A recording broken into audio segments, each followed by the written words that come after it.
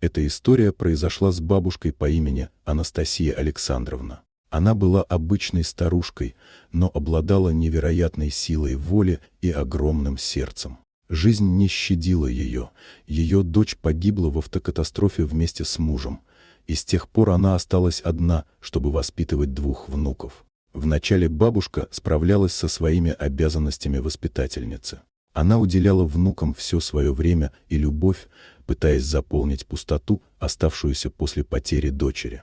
Однако по мере того, как внуки росли, Анастасия Александровна замечала, что они становятся все более непослушными и проблемными. Внуки рано начали увлекаться плохими привычками пить и курить. Бабушка находилась в отчаянии, не понимая, что делает не так. Она продолжала нежно заботиться о них, надеясь, что ее любовь и забота помогут им измениться. Но ничего не менялось, и каждый день ее сердце разрывалось от горя. Однажды вечером, когда внуки попросили у бабушки денег, она впервые отказала им. Анастасия Александровна понимала, что, давая им деньги, она лишь поддерживает их вредные привычки. Но вместо того, чтобы принять ее решение, внуки полностью потеряли контроль над собой. Они вытащили бабушку на улицу и начали бить ее, требуя деньги. Отчаянная старушка пыталась остановить их, крича и умоляя, но ее слова не доходили до их ушей. Это ужасающее зрелище заметили соседи, которые были шокированы происходящим. Без колебаний они подбежали к внукам и скрутили их, чтобы предотвратить дальнейшие повреждения. Соседи вызвали полицию, и вскоре на место происшествия прибыли офицеры. Они арестовали внуков и отвезли их в полицейский участок, оставив Анастасию Александровну в заботе добрых людей, которые были готовы помочь ей в трудный час.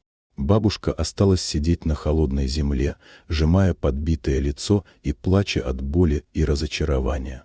Однако этот неприятный эпизод стал поворотным моментом в их семейной судьбе. Бабушка решила, что больше не может продолжать воспитывать внуков одна. Она поняла, что единственный способ помочь им – это найти подходящую помощь. Анастасия Александровна обратилась к специалистам и вступила в контакт с организациями, которые занимаются поддержкой подростков с проблемами. Эти организации предложили ей поддержку и руководство, чтобы помочь ей решить возникшую ситуацию. Бабушка не сдавалась. Она посещала группы поддержки и получала советы от опытных людей. Она также училась, как правильно общаться с внуками и как помочь им выбраться из защитного панциря, который они создали вокруг себя. Со временем, благодаря бесконечной любви и терпению бабушки, внуки начали постепенно меняться.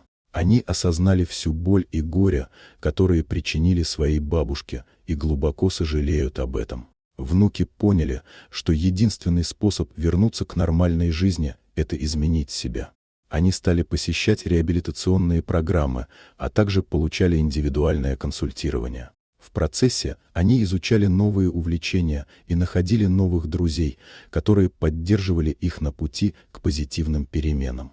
Внуки были благодарны бабушке за ее неизменную любовь и поддержку, которую она оказывала им в самые трудные моменты.